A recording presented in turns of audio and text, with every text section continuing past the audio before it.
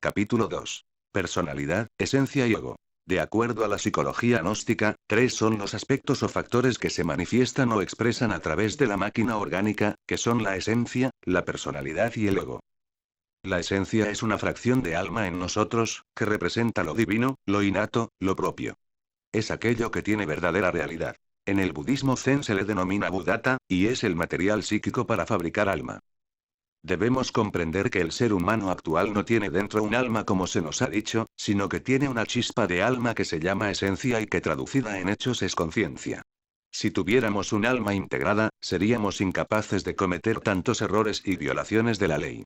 El alma es una parte del Dios interno y ella obedece en su totalidad, la voluntad del Padre.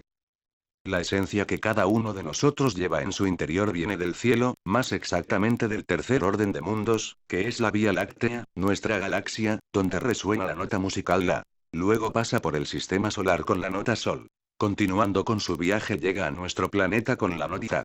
Así entra en este mundo, ingresando primero al reino mineral para luego seguir por el reino vegetal, pasando luego por el reino animal, para al fin ingresar al estado humanoide con la nota Mi. Nuestros padres crearon el cuerpo apropiado para la recepción de esta esencia que viene de las estrellas. La esencia no está sujeta por las 48 leyes que rigen nuestro cuerpo físico, sino por las 6 leyes que rigen todo lo creado en nuestra Vía Láctea. El cuerpo físico solo es creado con el propósito de que la esencia se manifieste y adquiera la experiencia indispensable para su desarrollo. Incuestionablemente la esencia se encuentra enfrascada entre los múltiples agregados psicológicos, viva personificación de nuestros defectos. Los agregados psicológicos son un manojo de pasiones, deseos, temores, odios, egoísmos, envidia, orgullo, gula, pereza, ira, apegos, sentimentalismos, etc. Así como el agua se compone de muchas gotas, así como la llama se compone de muchas partículas ígneas. Así el ego se compone de muchos yoes. El ego es múltiple, pluralizado, por esto el animal intelectual no tiene continuidad de propósitos porque no tiene un centro de gravedad permanente. Negar la multiplicidad de yoes, es negar las íntimas contradicciones, los innumerables cambios que nos suceden. Cada idea, cada sentimiento, cada movimiento, cualquier sensación, cualquier deseo, etc., son simples manifestaciones psicológicas de yoes distintos, que nunca están ligados entre sí, ni coordinados en modo alguno. Tal yo sigue mecánicamente a tal otro y algunos hasta se dan el lujo de aparecer acompañados, pero sin orden ni sistemas. La máquina humana, como cualquier otra máquina, se mueve bajo los impulsos de las fuerzas sutiles de la naturaleza. Las radiaciones cósmicas en primer lugar y el yo pluralizado en segundo lugar. Las radiaciones cósmicas originan ciertos cambios en la psiquis subjetiva del animal intelectual, surgen ciertos yoes y se sumergen otros dentro de los 49 niveles del subconsciente. La marioneta humana no tiene noción de estos cambios porque tiene la conciencia dormida. El pobre animal intelectual siempre es víctima de las circunstancias. Nos pegan y reaccionamos pegando. Nos acosan por el pago del alquiler y reaccionamos buscando dinero con ansiedad. Alguien nos hiere el amor propio y reaccionamos cometiendo locuras. No somos capaces de originar conscientemente las circunstancias. Realmente solo el ser puede determinar conscientemente las circunstancias, pero desgraciadamente el animal intelectual no posee todavía el ser. Infelices de nosotros. ¿Cuántas veces creemos estar amando y lo que sucede es que otro dentro de sí mismos lleno de lujuria utiliza el centro del corazón? Debemos empezar a dar cuenta de la propia nadidad y miseria en que nos encontramos. Somos gentes dormidas, inconscientes y ni siquiera sospechamos que estamos dormidos. El animal intelectual no tiene verdadero sentido de responsabilidad moral, lo que la máquina piense, diga o haga en un momento dado, depende exclusivamente del tipo de yo que en esos instantes la controla. Cada uno de esos yoes pone en nuestra mente lo que debemos pensar, en nuestra boca lo que debemos decir, en nuestro corazón lo que debemos sentir, etc. Lo peor de todo es que siempre pensamos lo mejor de nosotros. Es urgente luchar contra la fantasía que nos hace pensar que somos lo mejor, cuando en realidad no somos más que un vil gusano en el lodo de la tierra. Es urgente conocer los fundamentos sobre los cuales descansamos. Yo soy más justo que aquel, más sabio que fulano, más virtuoso que sultano, más rico, más experto en las cosas de la vida, más casto, etc. Bueno es descubrir en qué nos sentimos halagados cuando es satisfecha nuestra vanidad. Tales bases constituyen según el Evangelio cristiano las arenas sobre las cuales edificó su casa. El ego está sometido a la ley del eterno retorno de todas las cosas. Después de la muerte física el ego continúa, y retorna en nuevas matrices para satisfacer deseos. El yo repite en cada una de sus vidas los mismos dramas, los mismos errores, el yo se complica a través del tiempo y de la experiencia volviéndose cada vez más y más perverso. El niño inocente y bello conforme pasan los años se transforma al fin en el viejo astuto, malicioso, avaro, miedoso. El hombre de hace 18 millones de años es ahora el hombre del cabaret y la bomba atómica. Esa es la evolución del yo. El yo no se perfecciona jamás. El yo es la causa del dolor. El dolor no puede perfeccionar a nadie. Si el dolor perfeccionara ya toda la humanidad sería perfecta. El dolor es el resultado de nuestros propios errores. El ego comete muchos errores y cosecha el fruto de esos errores. Existe otro aspecto que se manifiesta en el hombre y es la personalidad. Ella es un vehículo o instrumento de acción y manifestación creado por el individuo para relacionarse con el medio donde se desenvuelve. La personalidad es energética, se forma con los primeros 7 años de la infancia y posteriormente se robustece y fortifica con todas las experiencias de la vida práctica. Los yoes empiezan a intervenir en la máquina humana a medida que la nueva personalidad se va creando. Durante los 3 o 4 primeros años de vida solo se manifiesta en el niño la belleza de la esencia, entonces el niño es tierno, dulce, hermoso en todos sus aspectos psicológicos. La vida de la personalidad humana se desarrolla en su tiempo, nace en su tiempo y muere en su tiempo, jamás puede existir más allá de su tiempo. El tiempo es redondo. Cada día es una onda del tiempo, cada mes es otra onda del tiempo y todas estas ondas encadenadas en su conjunto constituyen la gran onda de la vida. Fuera de toda duda el tiempo es la cuarta dimensión. La mente humana concibe la eternidad como la prolongación del tiempo en línea recta, nada puede estar más equivocado que este concepto, porque la eternidad es la quinta dimensión. La geometría de Euclides solo es aplicable al mundo tridimensional, pero el mundo tiene 7 dimensiones. Cada momento de la vida se sucede en el tiempo y se repite eternamente. En la eternidad no hay tiempo. Pero el tiempo gira dentro del círculo de la eternidad. La serpiente se muerde la cola. Termina un tiempo y una personalidad, pero al girar la rueda aparece sobre la tierra un nuevo tiempo y una nueva personalidad. Retorna el ego y todo se repite. Tenemos que comprender que estamos dormidos. Si la gente estuviera despierta recordaría sus vidas pasadas. Si la gente estuviera despierta, vería la tierra tal cual es. La gente de la Lemuria veía el mundo como es, sabían que el mundo tiene 9 dimensiones por todo, y veían las 7 fundamentales. En el fuego percibían a las salamandras, en las aguas percibían a las ondinas y nereidas, en el aire a los silfos, así como en la tierra veían a los gnomos. Cuando levantaban los ojos hacia el infinito podían percibir a otras humanidades planetarias. Veían el aura de los planetas y también podían percibir a los genios planetarios. Pero cuando la conciencia humana quedó enfrascada entre todos esos yoes o elementos indeseables que constituyen el ego, entonces la conciencia se durmió. En los tiempos de la Lemuria cualquier persona podía ver por lo menos la mitad de un onstapagnos. Un onstapagnos equivale a 5,5 millones de tonalidades del color. Cuando la conciencia quedó metida entre el ego, los sentidos se degeneraron. En la Atlántida ya solo se podía percibir un tercio de las tonalidades del color. La esencia primigenia se libera al iniciarse el proceso del morir, es incuestionable que se convierta en la perla seminal. La esencia en forma progresiva se irá liberando a medida que vayamos destruyendo los yoes. De esta forma la perla seminal se desarrollará con el aumento de los distintos porcentajes de la esencia hasta convertirse en el embrión áureo. El despertar de la conciencia deviene maravilloso en el misterio del áureo florecer. El embrión áureo nos confiere la autoconciencia y el conocimiento objetivo trascendental. El embrión áureo nos convierte en ciudadanos conscientes de los mundos superiores. Conforme la esencia se va liberando, el porcentaje de conciencia va aumentando. La esencia embotellada solo funciona de acuerdo con su propio condicionamiento. El ego es subjetivo e infrahumano. Es ostensible que las percepciones que la esencia tenga a través de los sentidos del ego, resultan deformadas y absurdas. La conciencia es la luz que el inconsciente no percibe, así como el ciego no percibe la luz solar, mas ella existe por sí misma. Necesitamos abrirnos para que la luz de la conciencia penetre en las tinieblas espantosas del mí mismo. Ahora comprenderemos mejor el significado de las palabras de Juan cuando en el Evangelio dice: la luz vino a las tinieblas, pero las tinieblas no la comprendieron. Sería imposible que la luz de la conciencia pueda penetrar en nuestras tinieblas, si previamente no usáramos el sentido maravilloso de la autoobservación psicológica. Con la muerte se cierra el tiempo y la eternidad se abre, y luego se cierra cuando el ego regresa al círculo del tiempo. Sabemos que la personalidad es hija de su tiempo y muere en su tiempo. Es claro que si la personalidad retornara, retornaría el tiempo, y eso es absurdo porque el tiempo es una curva cerrada.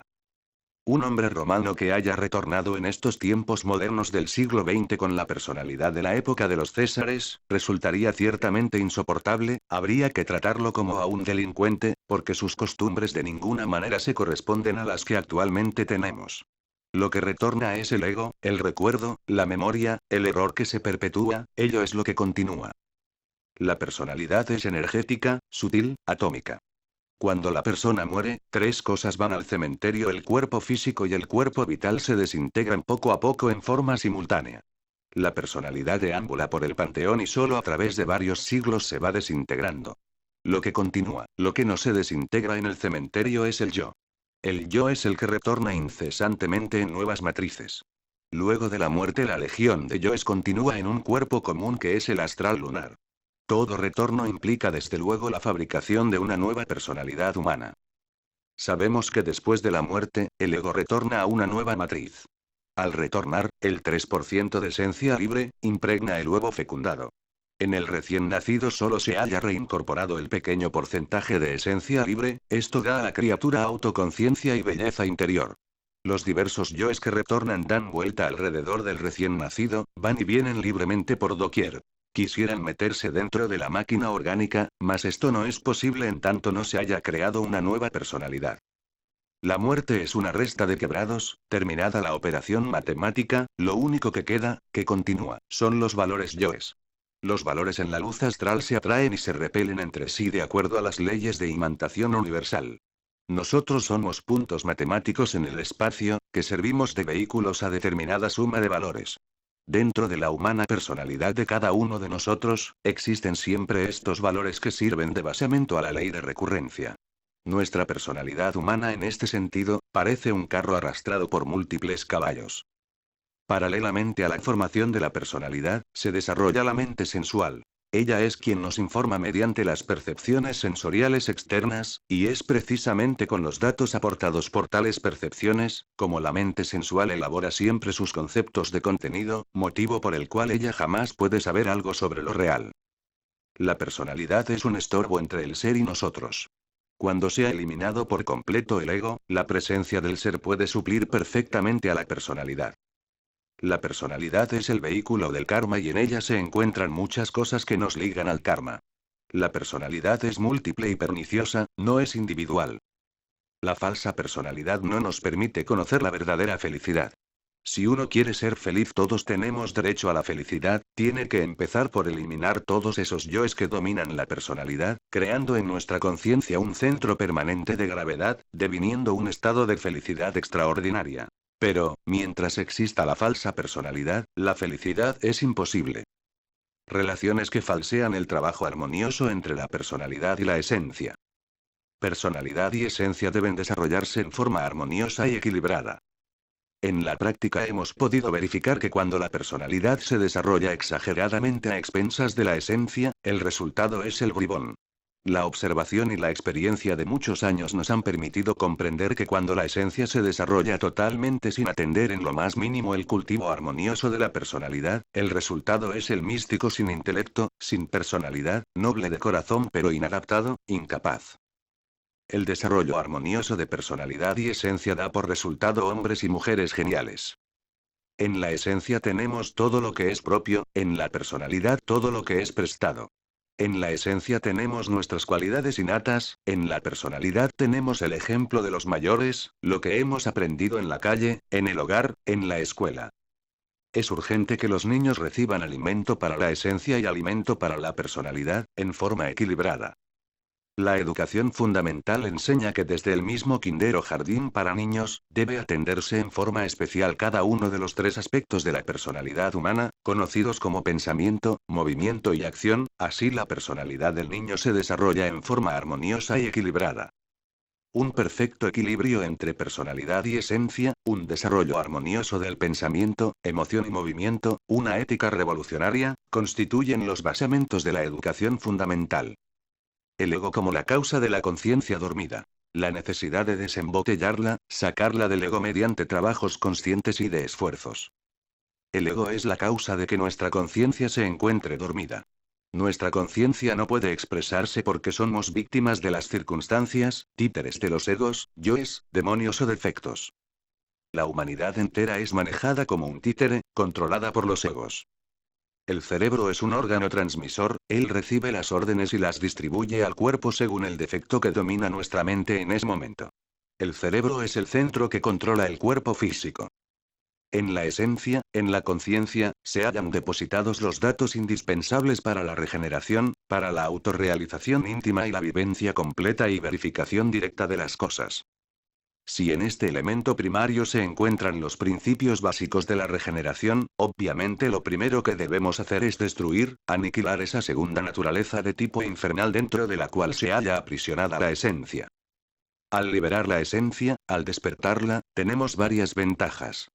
Primero, ella tiene la capacidad de orientarnos y dirigir sabiamente nuestros pasos por la senda del filo de la navaja, que ha de conducirnos hasta la liberación final.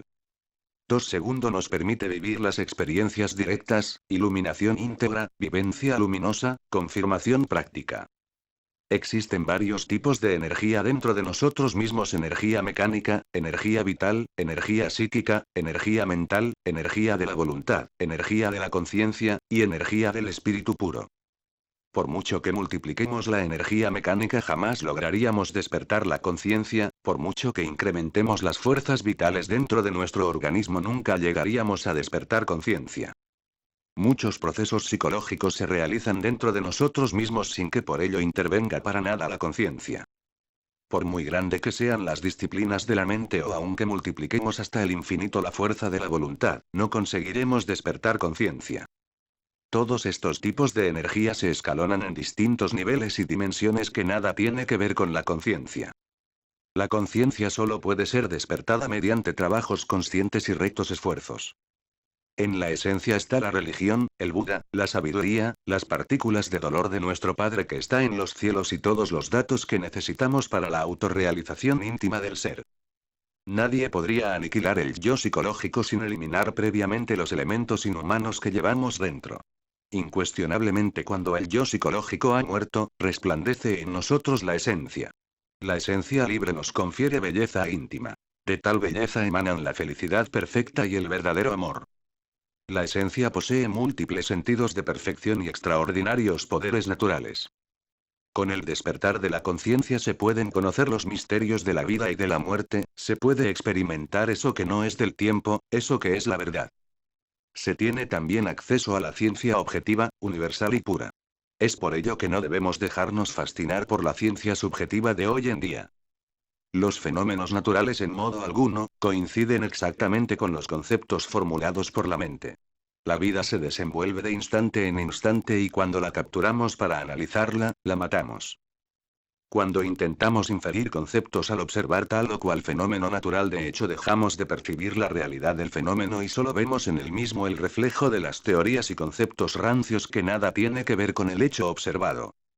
Es necesario experimentar en forma directa todo lo que se nos enseñe. La experiencia de lo real es cardinal y definitiva para la comprensión creadora. El lenguaje de la conciencia es simbólico, íntimo y profundamente significativo. Cuando nosotros emprendamos un trabajo serio sobre sí mismos, vamos desintegrando el yo y liberando proporcionalmente la esencia que se encuentra embotellada en el yo, y esas partículas de esencia liberadas se van sumando a la esencia o chispa divinal. Cuando toda esta esencia que llevamos dentro ha sido integrada, pasa a unirse al alma. Desde luego este trabajo tiene que ser o llevarse al unísono con la creación de los cuerpos superiores existenciales del ser o cuerpos solares que servirán de vehículo a esa alma. El niño, formación de su personalidad, cómo se va manifestando el ego a medida que se forma la personalidad. El ejemplo de los mayores es definitivo para la personalidad infantil. El niño aprende más con el ejemplo que con el precepto. La forma equivocada de vivir, el ejemplo absurdo, las costumbres degeneradas de los mayores, dan a la personalidad del niño ese tinte peculiar, escéptico y perverso de la época en que vivimos. En estos tiempos modernos el adulterio se ha vuelto más común que la papa y la cebolla, y como es apenas lógico, esto origina escenas dantescas dentro de los hogares. Son muchos los niños que por estos tiempos tienen que soportar, llenos de dolor y sufrimiento, los látigos y palos del padrastro o de la madrastra. Es claro que en esa forma la personalidad del niño se desarrolla dentro del marco del dolor, el rencor y el odio. Existe un dicho que dice: el hijo ajeno huele a feo en todas partes. Naturalmente en esto también hay excepciones, pero estas se pueden contar con los dedos de una mano y sobran dedos. Los altercados entre el padre y la madre por cuestión de celos, el llanto y los lamentos de la madre afligida o del marido oprimido, arruinado y desesperado, dejan en la personalidad del niño una marca indeleble de profundo dolor y melancolía que jamás se olvida durante toda la vida. En las casas elegantes, las orgullosas señoras maltratan a sus criadas cuando éstas se van al salón de belleza o se pintan la cara. El orgullo de las señoras se siente mortalmente herido. El niño que ve todas estas escenas de infamia, se siente lastimado en lo más hondo, ya sea que se ponga de parte de su madre soberbia y orgullosa, o de parte de la infeliz criada vanidosa y humillada. El resultado suele ser catastrófico para la personalidad infantil. Desde que se inventó la televisión se ha perdido la unidad de la familia. En otros tiempos, el hombre llegaba de la calle y era recibido por su esposa con mucha alegría. Hoy en día, ya la mujer no sale a recibir a su marido a la puerta porque está ocupada mirando la TV. Dentro de los hogares modernos, el padre, la madre, los hijos, parecen autómatas inconscientes ante la pantalla de la TV. Ahora el marido no puede comentar con su mujer absolutamente nada, los problemas del día, del trabajo, etc., porque ésta parece sonámbula viendo TV, la película de ayer, las escenas dantescas de Al Capone, el último baile de la nueva ola, etc., etc., etc. Los niños crecidos en este nuevo tipo de hogar ultramoderno, solo piensan en cañones, pistolas, ametralladoras de juguete para imitar y vivir a su modo todas las escenas dantescas que han visto en la pantalla de la TV. Es una lástima que este invento de la TV sea utilizado con propósitos destructivos. Si la humanidad utilizara este invento en forma dignificante, ya para estudiar las ciencias naturales, ya para enseñar el verdadero arte regio de la madre natura, ya para dar sublimes enseñanzas a la gente, entonces este invento sería una bendición para la humanidad, podría utilizarse inteligentemente para cultivar la personalidad humana. Es a todas luces absurdo nutrir la personalidad infantil con música inarmónica, vulgar, etc. Es inútil nutrir la personalidad del niño con cuentos de ladrones y policías, escenas de vicio y prostitución, tramas de adulterio, escenas de pornografía, etc. El resultado de semejante proceder lo podemos ver en los rebeldes sin causa, los asesinos prematuros, etc. Es lamentable que las madres azoten a los niños, le den de palos, les insulten con vocablos descompuestos o crueles. El resultado de semejante conducta es el resentimiento, el odio, la pérdida del amor, etc. En la práctica hemos podido ver cómo los niños levantados entre palos, látigos y gritos, se convierten en personas vulgares llenas de patanerías y faltas de todo sentido de respeto y veneración. Es urgente comprender la necesidad de establecer un verdadero equilibrio en los hogares. Es indispensable saber que la dulzura y la severidad deben equilibrarse mutuamente en los dos platillos de la balanza de la justicia. El padre representa la severidad, la madre representa la dulzura. El padre personifica la sabiduría, la madre personifica el amor. Sabiduría y amor, severidad y dulzura, se equilibran mutuamente en los dos platillos de la balanza cósmica. Los padres y madres de familia deben equilibrarse mutuamente para bien de los hogares. Es urgente, es necesario, que los padres y madres de familia comprendan la necesidad de sembrar en la mente infantil los valores eternos del espíritu. Es lamentable que los niños modernos no posean el sentido de la veneración, esto se debe a los cuentos de vaqueros ladrones, policías, la TV, el vídeo, etc., han pervertido la mente de los niños. La psicología revolucionaria del movimiento gnóstico, en forma clara hace una distinción entre el ego y la esencia. Durante los 3 o 4 primeros años de vida, solo se manifiesta en el niño la belleza de la esencia, entonces el niño es tierno, dulce, hermoso en todos sus aspectos psicológicos. Cuando el ego comienza a controlar la tierna personalidad del niño, toda esa belleza de la esencia va desapareciendo y en su lugar afloran entonces todos los defectos psicológicos propios de todo ser humano. Así es como debemos hacer distinción entre ego y esencia, también es necesario distinguir entre personalidad y esencia. El ser humano nace con la esencia mas no nace con la personalidad, esta última es necesario crearla. Autoconciencia infantil. Se nos ha dicho muy sabiamente que tenemos 97% de subconsciencia y 3% de conciencia. Hablando francamente y sin ambajes, diremos que el 97% de la esencia que en nuestro interior llevamos se encuentra embotellada, embutida, metida, dentro de cada uno de los yoes que en su conjunto constituyen el mí mismo. Obviamente la esencia o conciencia enfrascada entre cada yo, se procesa en virtud de su propio condicionamiento. Cualquier yo desintegrado libera determinado porcentaje de conciencia, la emancipación o liberación de la esencia o conciencia sería imposible sin la desintegración de cada yo. A mayor cantidad de yoes desintegrados, mayor autoconciencia. A menos cantidad de yoes desintegrados, menor porcentaje de conciencia despierta. El despertar de la conciencia solo es posible disolviendo el yo, muriendo en sí mismo, aquí y ahora. Incuestionablemente mientras la esencia o conciencia esté embutida entre cada uno de los yoes que cargamos en nuestro interior, se encuentra dormida, en estado subconsciente. Es urgente transformar el subconsciente en consciente y esto solo es posible aniquilando los yoes, muriendo en sí mismos. No es posible despertar sin haber muerto previamente en sí mismos. Quienes intentan despertar primero para luego morir, no poseen experiencia real de lo que afirman, marchan resueltamente por el camino del error. Los niños recién nacidos son maravillosos, gozan de plena autoconciencia. Se encuentran totalmente despiertos. Dentro del cuerpo del niño recién nacido se encuentra reincorporada la esencia y eso da a la criatura su belleza. No queremos decir que el 100% de la esencia o conciencia esté reincorporada en el recién nacido, pero sí el 3% libre que normalmente no está enfrascado entre los yoes. Sin embargo, ese porcentaje de esencia libre reincorporado entre el organismo de los niños recién nacidos, les da plena autoconciencia, lucidez, etc. Los adultos ven al recién nacido con piedad, piensan que la criatura se encuentra inconsciente pero se equivocan lamentablemente. El recién nacido ve al adulto tal como en realidad es, inconsciente, cruel, perverso, etc. Los yoes del recién nacido van y vienen, dan vueltas alrededor de la cuna, quisieran meterse entre el nuevo cuerpo, pero debido a que el recién nacido aún no ha fabricado la personalidad, todo intento de los yoes para entrar en el nuevo cuerpo, resulta algo más que imposible. A veces las criaturas se espantan al ver esos fantasmas o yoes que se acercan a su cuna y entonces gritan, lloran, pero los adultos no entienden esto y suponen que el niño está enfermo o que tiene hambre o sed. Tal es la inconsciencia de los adultos. A medida que la nueva personalidad se va formando, los yoes que vienen de existencias anteriores, van penetrando poco a poco en el nuevo cuerpo. Cuando ya la totalidad de los yoes se ha reincorporado, aparecemos en el mundo con esa horrible fealdad interior que nos caracteriza. Entonces andamos como sonámbulos por todas partes. Siempre inconscientes, siempre perversos. Los medios de comunicación y el ejemplo la TV, el ejemplo de los mayores, la escuela, etc., en la formación de la personalidad del niño. Conforme el niño va creciendo la mente sensual se va abriendo poco a poco.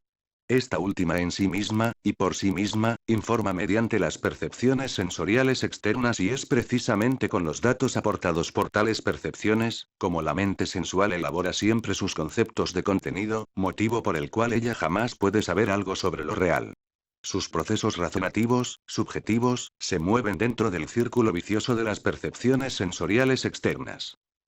La calidad de nuestra personalidad depende del tipo de material psicológico con el cual fue creada y alimentada. La personalidad va a ser creada y depende del hogar, de la escuela y de donde se haya desenvuelto el niño. El ejemplo de los mayores es definitivo para la personalidad infantil. Es absurdo a todas luces nutrir la personalidad infantil con música arrítmica, inarmónica, vulgar.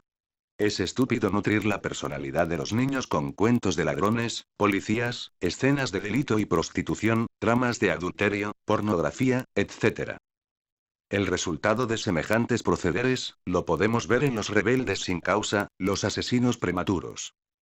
En la práctica, hemos podido ver que los niños levantados entre látigos y gritos, se convierten en personas vulgares llenas de patanerías y faltas de todo sentido, de respeto y veneración.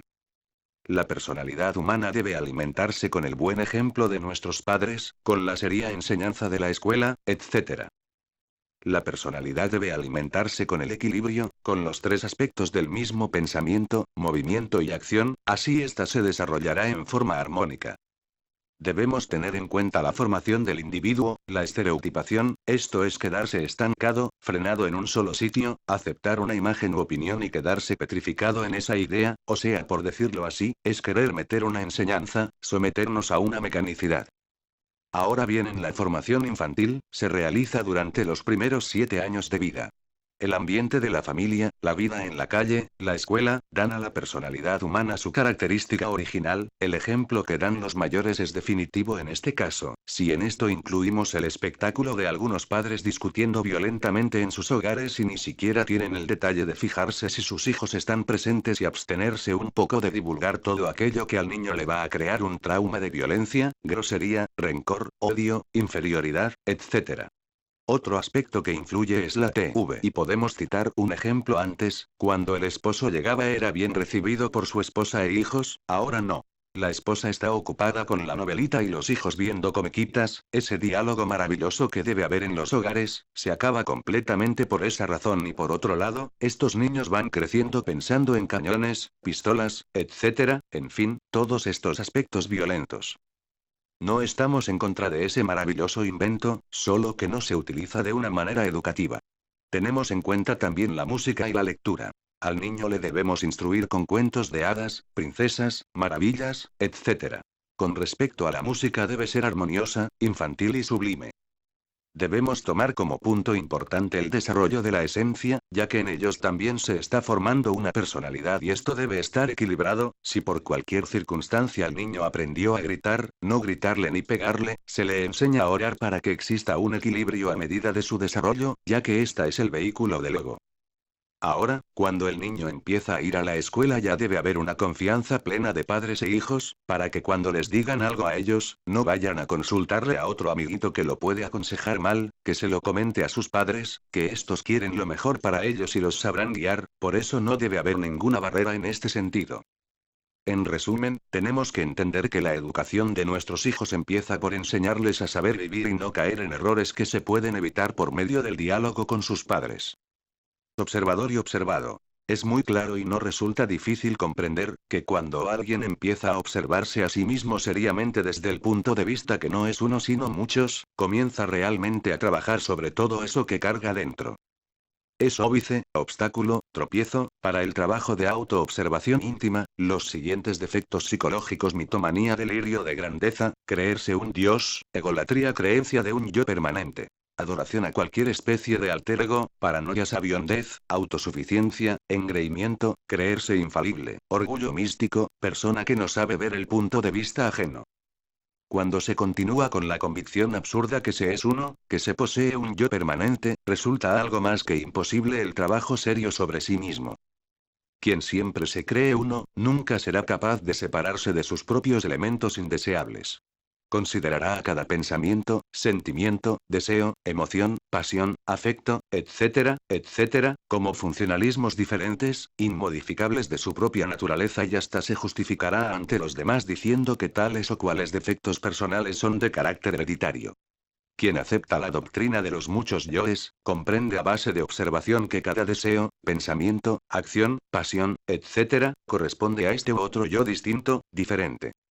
Cualquier atleta de la autoobservación íntima, trabaja muy seriamente dentro de sí mismo y se esfuerza por apartar de su psiquis los diversos elementos indeseables que carga dentro.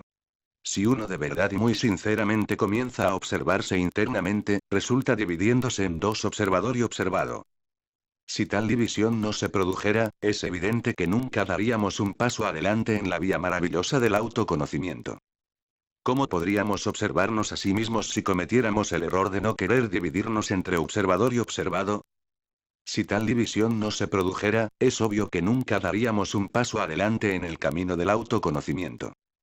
Indubitablemente, cuando esta división no se sucede, continuamos identificados con todos los procesos del yo pluralizado.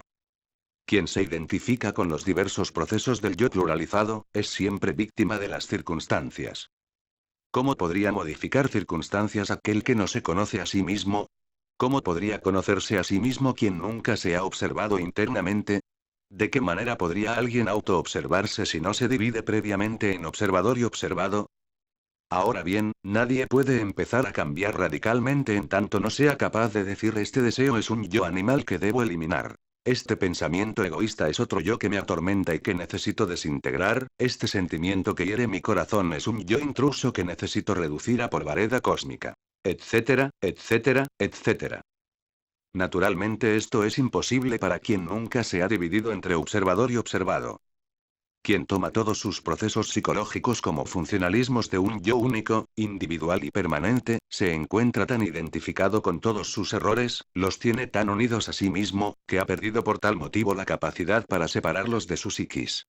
Obviamente personas así jamás pueden cambiar radicalmente, son gentes condenadas al más rotundo fracaso.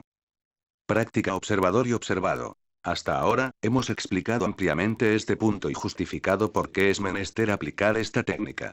También hemos analizado para qué hacerlo, ahora ha llegado el momento de explicar en forma práctica cómo llevar a cabo este desdoblamiento para lograr una perfecta autoobservación.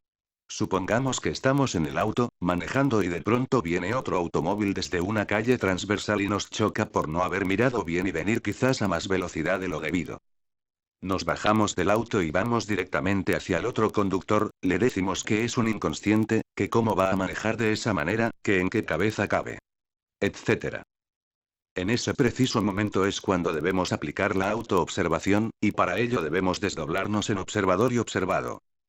Hacemos como si diéramos un paso atrás, y nos viéramos allí, parados, gritándole al otro hombre, diciéndole que esto, que aquello, regañándolo.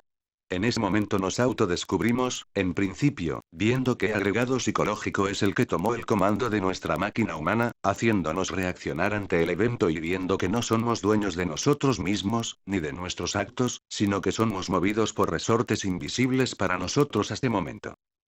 Más adelante, lograremos extender esta autoobservación no solo a lo que hacemos actuamos, sino también hacia lo que pensamos y hacia lo que estamos sintiendo, ya que también a nivel mental, quizás, nos imaginamos cómo le pegábamos a ese individuo y a nivel emocional sentimos en el estómago un nudo de rabia que se extiende hacia arriba, hacia nuestra garganta. Esta es una forma práctica para desdoblarnos en observador y observado. Pongamos en práctica esta enseñanza y así podremos comprobar esta sabiduría que nos conducirá a llevar a cabo el primer paso de un trabajo interno, pero ante todo es menester conocernos y de esta forma lo lograremos.